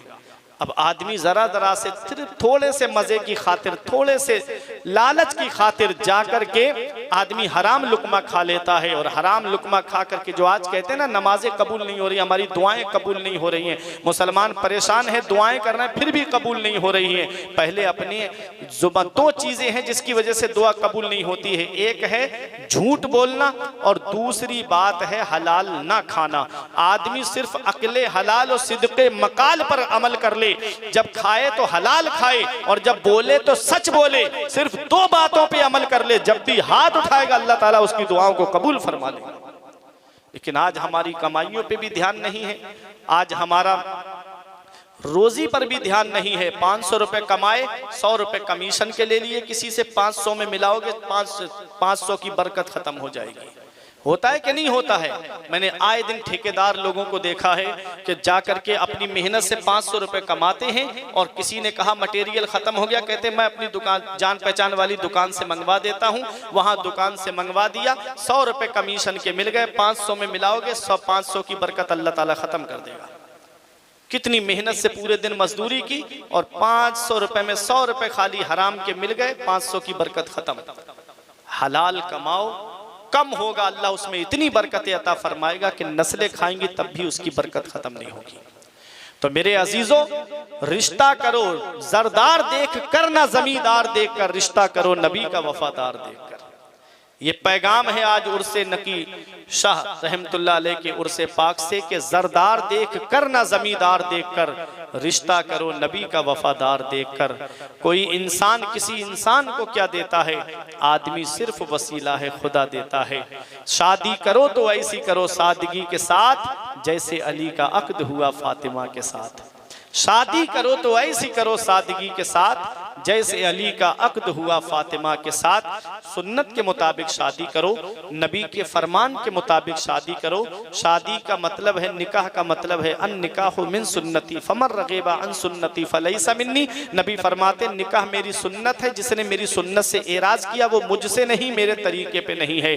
तो पता चला हम नबी की सुन्नत अदा करने जा रहे हैं और सुन्नत के मौके पे डांस पार्टी नाचेगी तो क्या उस शादी में बरकत होगी? जिस शादी में बैंड बजे क्या उस शादी में बरकत होगी? जिस शादी में हल्दी की रस्म के नाम पे सब पीले कपड़े पहन करके बेपर्दा बहन बेटियां घर के अंदर फिर रही हैं, क्या उस शादी में बरकत होगी? जिस शादी में हल्दी की रस्म के नाम पे बेपर्दगी का बाजार गर्म किया जाए, क्या उस शादी में बरकत होगी? जिस शादी में बाप भी भाई भी सब नाचते हुए जा रहे हैं बैंड के साथ में, क्या उस शादी में बरकत होगी? शादी करो तो ऐसी करो सादगी के साथ जैसे अली का अक्द हुआ फातिमा के साथ। जरदार देख कर ना जमींदार देख कर, रिश्ता करो नबी का वफादार देख कर। या अय्युहल्लज़ीना आमनुदखुलू फिस्सिल्मि काफ़ा, ऐ ईमान वालो इस्लाम में पूरे पूरे दाखिल हो जाओ। ऐसा नहीं कि बाज पर अमल करो बाज को छोड़ दो, पूरे पूरे इस्लाम में दाखिल हो जाओ। जो शरीयत पे चलने वाला है उसके साथ में बैठो, उसके साथ में खाओ, और जो शरीयत पे चलने वाला नहीं है, जो अल्लाह और उसके रसूल का नाफरमान है, जो नबी की शान में गुस्ताखियां करता है, जो वलियों की कब्र को मिट्टी का ढेर बना बताता है, न उसके साथ ब्याह में शरीक हो, न उसके यहाँ शादी में शरीक हो, न उसके यहाँ खाने में शरीक हो। यही पैगाम है नबी से, जो हो बेगाना उसे दिल से जुदा कर दें, पिदर मादर बिरादर जान माल उन पर फिदा कर दें, जहां बानी अता कर दें, भरी जन्नत हिबा कर दें। नबी मुख्तार कुल हैं, जिसको जो चाहें अता कर दें। परवरदिगार आलम की बारगाह में दुआ है, मेरे कुछ अर्ज करने में सबकत लिसानी की वजह से या बतकाज़ा बशरियत कोई गलती हो गई हो तो मौला मुझे माफ़ फरमाए। अस्तगफिरुल्लाह रब्बी मिन कुल्ले ज़ंबि व अतूबु इलैह। कलमा तय्यब पढ़ ले, ला इलाहा इल्लल्लाहु मुहम्मदुर रसूलुल्लाह सल्लल्लाहु ताला अलैहि वसल्लम। ये जिंदगी सवारिए, दिलशाद कीजिए, लम्हात जिंदगी के ना बर्बाद कीजिए। जब मकसद हयात इबादत खुदा की है, पढ़िए नमाज, मस्जिदें आबाद कीजिए। सभी के सामने एक दिन ज़रूर आता है, ये हुस्न फ़ानी है लेकिन गुरूर आता है। किसी क्रीम से पाउडर से कुछ नहीं होता, नमाज पढ़ने से चेहरे पे नूर आता है। रही कली तो फूल खिलेंगे, जिंदगी बाकी रही तो फिर मिलेंगे। अस्सलाम वालेकुम। आप बैठे रहें अपनी जगह कुर्सी पे। ये हमारे इमरान जाफर बरकाती साहब हैं।